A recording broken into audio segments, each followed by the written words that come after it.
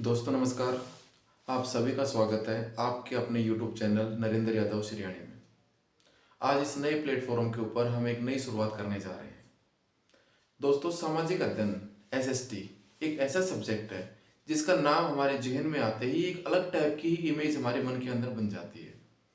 सामाजिक का नाम आते ही हमारे माइंड में आता है कि एक ऐसा सब्जेक्ट जो बहुत ही कठिन है, जिसका सिलेबस बहुत ही विस्तृत है, जिसकी तैयारी के अंदर बहुत अधिक समय लगता है और जो समझने वाला नहीं है, रटने वाला है, जो इंटरेस्टिंग नहीं है, ये हमारी धारणा बनती है SST सब्जेक्ट का नाम सुनते ही। इसी भ्रम को तोड़ने के लिए मैंने राट पब्लिकेशन के माध्यम से शिक्षक भर्ती ग्रेड 3 सामाजिक अध्ययन SST की बुक के ऊपर काम किया और वह आप सभी को बहुत पसंद भी आई। और उसी क्रम को आगे बढ़ाते हुए, उसी क्रम में उसी उद्देश्य को पूरा करने के उद्देश्य से मैंने ये YouTube चैनल स्टार्ट किया है।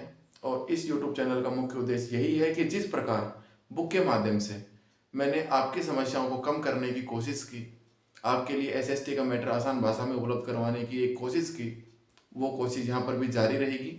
और इस चैनल के ऊपर सबसे पहले जब तक रीट की भर्ती नहीं होगी तब तक शिक्षक भर्ती ग्रेड 3 SST के सभी वीडियो इसके ऊपर उपलब्ध करवाए जाएंगे। और दोस्तों, मेरा उद्देश्य है वो आपको विद्वान बनाना नहीं है, आपको चीज़ें हैं वो आपके माइंड के अंदर बैठाना नहीं है। मेरा उद्देश्य सिंपल है, केवल आपकी हेल्प करनी है। चलना आपको है, आपको एक सही रास्ता दिखाना है, चीज़ें आपके लिए आसान करनी है।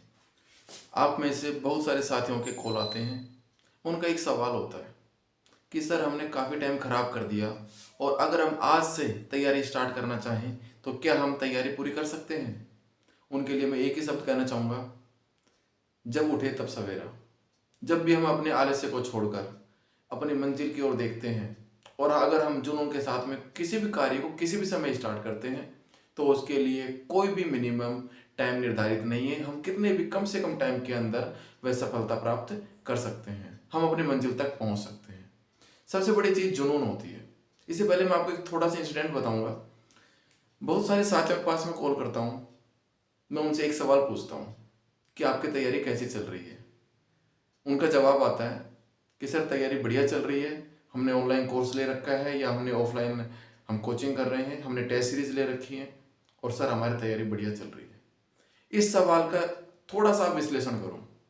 जवाब, मैंने सिर्फ इतना पूछा कि आपकी तैयारी कैसी चल रही है, तब कि उन्होंने अपने जवाब के अंदर बहुत सारी बातें जोड़ दी। ये चीज़ें दर्शाती हैं कि हम किस चीज़ के ऊपर डिपेंड हैं। उनका ये जवाब ये दर्शाता है कि वो पूरी तरीके से उन्होंने अपने आप को सरेंडर कर दिया है दूसरों के अधीन। जैसे दूसरे करवाएंगे वैसे करेंगे, जो कोचिंग वाली नोट्स बनाएंगे वैसे बनाएंगे, उससे तैयारी करेंगे।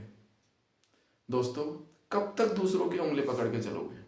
मैं आपको थोड़ा सा एग्जाम्पल के माध्यम से समझाने की कोशिश करूंगा। मैं आपको दो बच्चे हैं, एक बच्चे को हम बचपन से उंगली पकड़ के चलना सिखा रहे हैं और एक बच्चा ऐसा है जिसने हर मौसम के अंदर, हर परिस्थिति के अंदर खुद ठोकर खा खा के चलने उसने सीखा है। आगे चल के एक समय ऐसा आता है कि हम दोनों को खुले मैदान में छोड़ते हैं। जिस बच्चे को हमने आज तक उंगली पकड़ के चलना सिखाया है, उंगली पकड़ के चलाया है, जिसको हमने कभी खुला चलने के लिए हमने उसको अवसर नहीं दिया, वह बच्चा चल पाने में असमर्थ होगा। दोस्तों, सेम सिचुएशन यहाँ पर लागू होती है। कब तक हम दूसरों के सहारे, कब तक हम अपने आप को दूसरों के अधीन करके तादात्म्य स्थापित करेंगे, कब तक हम उनके अनुसार चलेंगे और वो हमें कब तक आगे बढ़ाएंगे। आप ये सोचो। एग्जाम हॉल रूपी जो युद्ध है वो उसके अंदर नहीं जाएंगे आपके साथ। आपको उंगली पकड़ के चला रहे हैं, आप उनके उंगली के भरोसे चल रहे हो, आप खुद चलना नहीं चाह रहे हो और फिर वो आपको केवल एग्जाम हॉल के बाहर तक छोड़ के आएंगे। एग्जाम हॉल के अंदर वो आपके साथ नहीं होंगे और जैसे ही वो आपकी उंगली छोड़ेंगे एग्जाम हॉल के अंदर, आप एग्जाम टाइम के अंदर लड़खड़ा जाओगे। क्योंकि जब आपने कभी अपने हिसाब से अपने दम पर चलना ही नहीं सीखा तो एकदम से एग्जाम हॉल के अंदर आप कैसे चलोगे, उस युद्ध के अंदर कैसे आप काम करोगे। दोस्तों, ये जो चीजें हैं, टेस्ट सीरीज, कोचिंग, ये सारी चीजें हमारी हेल्प के लिए हैं। हमें इनकी सहायता से आगे बढ़ना है, ना कि इनके ऊपर डिपेंड होना है। हम डिपेंड हो जाते हैं, जो करवाएंगे वो हम करेंगे। मैं पूछता हूँ आपका टाइम शेड्यूल आपने बनाया, तो जवाब क्या आता है कि उन्होंने बना रखा है, 7-7 दिन के टारगेट दे रखे हैं, उन टारगेट का टेस्ट होता है, हम उनके अनुसार पढ़ रहे हैं। कब तक पढ़ोगे दूसरों के अनुसार। मैं आपको गारंटी के साथ कहता हूँ, मैं आपको चैलेंज के साथ कहता हूँ, कभी आप अपने खुद अपनी मेहनत से अपना टाइम शेड्यूल बनाओ, खुद अपनी तैयारी करो, उनको केवल हेल्प के रूप में काम में लो। कोई ताकत नहीं है जो आपको सफलता के शिखर तक पहुंचने से रोक सके। दो लाइन मुझे याद आ रही है। तुम चले तो आंधियां तूफान खुद ही चल पड़ेंगे, सागरों की बात क्या हिमगिरी सरीखे ढल पड़ेंगे, ये ना सोचो ये निशाएं राह तुम्हारी रोक देंगी, तुम चले तो दीप क्या सूरज हजारों जल पड़ेंगे। दोस्तों, आपको केवल एक कोशिश करनी है उठकर चलने की। कहते हैं ना, जब हम किसी भी चीज को दिल से चाहते हैं, अपने जुनून के साथ में करना चाहते हैं ना, तो पूरी कायनात वो चीज प्राप्त करने के अंदर हमारा सहयोग करती है।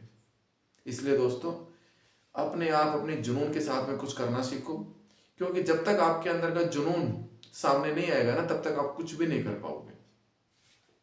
जैसे हमारे ग्रामीण माहौल के अंदर होता है ना, कि जब कोई लड़का सही रास्ते पर नहीं चल रहा होता है तो उसके घर वाले क्या कहते हैं, इसकी शादी कर दो, सही रास्ते पे चल जाएगा, जिम्मेदारी आएंगी, कमाने लगेगा, सही रास्ते पे चलेगा।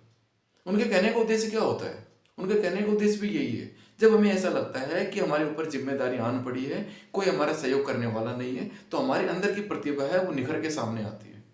तो इसलिए दोस्तों, खुद अपने अंदर खुद को मोटिवेट करो। अपने घर की स्थिति, अपने पारिवारिक स्थिति, अपनी जो इच्छाएं हैं, जो अपनी सोच है, जो अपनी महत्वाकांक्षाएं हैं, उनसे बढ़ के कोई मोटिवेशन नहीं दे सकता हमें।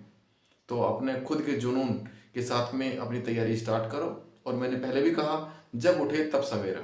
इसलिए ये मत सोचो कि हमें बहुत देर हो चुकी है, उठो, जागो और अपने लक्ष्य की ओर चल पड़ो। और फिर से अगर अपने सब्जेक्ट की बात करें तो अभी मेरा पूरा ये सेटअप हुआ नहीं है, बोर्ड वगैरह अभी मेरा लगा नहीं है, थोड़ी सी प्रॉब्लम आ रही है। जैसे ही अपना पूरा सेटअप होगा तो 1 से 2 दिन के अंदर अपन एसएसटी के एक एक वीडियो करके स्टार्ट करेंगे धीरे धीरे।